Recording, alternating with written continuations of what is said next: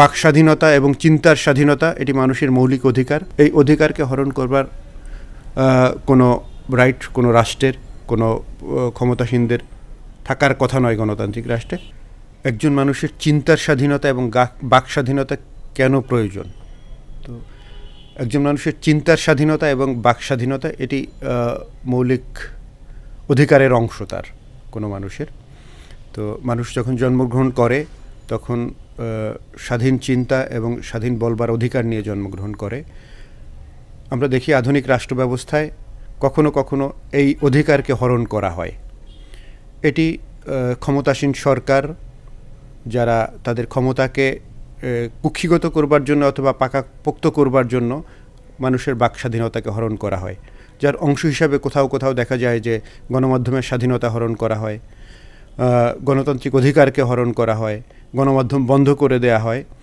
এটি হচ্ছে যে কায়েমি স্বার্থবাদীদের তাদের ক্ষমতাকে টিকিয়ে রাখবার একটি উপায় হিসাবে এই কাজটি তারা করে। তো যেহেতু বাক স্বাধীনতা এবং চিন্তার স্বাধীনতা এটি মানুষের মৌলিক অধিকার এবং কোনো গণতান্ত্রিক রাষ্ট্রে এই কোনো রাষ্ট্রকে গণতান্ত্রিক হয়ে উঠবার জন্য এই অধিকারগুলো নিশ্চিত করতে হয়। তো গণতন্ত্রের প্রাথমিক যে কয়েকটি শর্ত আছে তার মধ্যে এই বাক স্বাধীনতা এবং চিন্তার স্বাধীনতা অন্যতম। সুতরাং এই স্বাধীনতা মানুষের স্বভাবজাত সহজাত এবং জন্মগত এই অধিকারকে হরণ করবার কোনো রাইট কোনো রাষ্ট্রের কোনো ক্ষমতাসীনদের থাকার কথা নয় গণতান্ত্রিক রাষ্ট্রে। কিন্তু আমরা সেটি বারবার দেখেছি যে মানুষের এই বাক স্বাধীনতাকে হরণ করবার জন্য, মানুষের গণতান্ত্রিক অধিকার হরণ করবার জন্য এ ধরনের চেষ্টা বিভিন্ন কর্নার থেকে হয়েছে। তো আমরা মনে করি যে এই অধিকারটি যারাই হরণ করতে চায় তাদেরকে রাষ্ট্রের পক্ষ থেকে, আন্তর্জাতিক মানবাধিকার সংগঠনের পক্ষ থেকে বলা উচিত যে মানুষের মৌলিক অধিকার যারা হরণ করে তাদের উপরে যে আইন আছে সেই আইনটি প্রয়োগ করা উচিত বলে আমি মনে করি।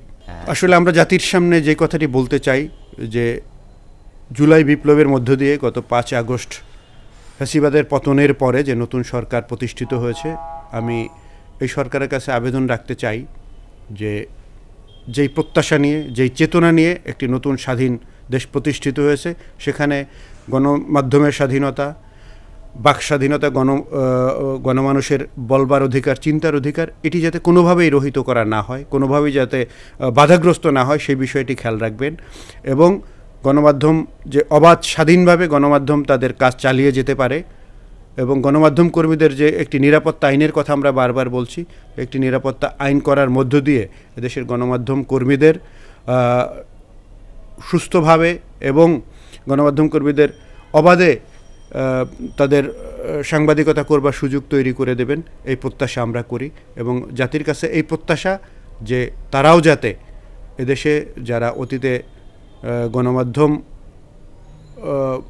কর্মীদের উপরে নির্যাতন চালিয়েছে এবং গণমাধ্যমকে বন্ধ করে দিয়ে ক্ষমতাকে কুক্ষিগত করতে চেয়েছে, তারা যেভাবে ব্যর্থ হয়েছে গণ আন্দোলনের মুখে, এই কাজ যারাই করবে তারাই তাদের এই পরিণতির শিকার হতে হবে। সুতরাং এদেশ যারা চালাচ্ছেন, এদেশে যারা চালাবেন তাদের কাছে আমি এই বার্তাটি দিতে চাই। সুতরাং গণমাধ্যমের কণ্ঠ রোধ করে, গণমাধ্যমের স্বাধীনতা হরণ করে আসলে বেশি দিন ক্ষমতায় টিকে থাকা যায় না।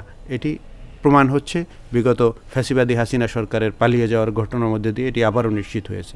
নতুন বছরে আমার প্রত্যাশা একটাই থাকবে যে বাংলাদেশটি একটি গণতান্ত্রিক বাংলাদেশ হয়ে উঠবে এবং গণমাধ্যম কর্মীরা তাদের গণতান্ত্রিক যে অধিকার এবং বাক স্বাধীনতা এটি পুরোপুরি ভোগ করবে। এদেশের মানুষ একটি সুষ্ঠু নির্বাচনের মধ্য দিয়ে একটি নতুন বাংলাদেশ তৈরি করবে।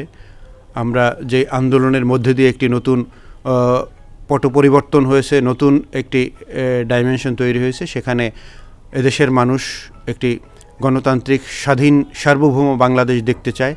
আমরা মনে করি আমরা সেই দিকে এগিয়ে যাব।